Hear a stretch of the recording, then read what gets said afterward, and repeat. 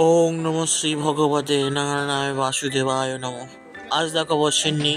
সামনেই পূর্ণিমা, কীভাবে সহজ পদ্ধতিতে খুব তাড়াতাড়ি সিন্নি করা যায়। চলো শুরু করা যায়। প্রথমে তো একটা মিক্সার জারে 10 থেকে 12টা কলা, আদা, এলাচ আর গুড় দিয়ে হালকা একটু দুধ দিয়ে ব্লেন্ড করে নিতে হবে। আগেই বলে রাখি, এই মিক্সার গ্রাইন্ডারটা ঠাকুরের তারিখ ইউজ করা হয় আমাদের। এখানে সিন্দুক নুন দিচ্ছি, কারণ ঠাকুরের ভোগ দিতে গেলে সিন্দুক নুনই ব্যবহার করতে হয়। নারকেল করে দিলাম। এখানে হাফ ময়দা নেবো, 150 গ্রাম ময়দা দিয়ে ভালো করে মিক্স করব।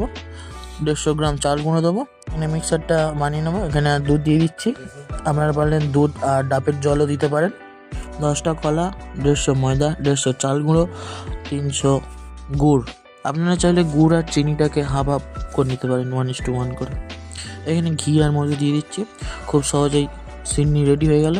আর এই সিন্নির মধ্যে হালকা একটু নুন দিলে খুব ভালো খেতে হয়। Please do like, share, subscribe and comment.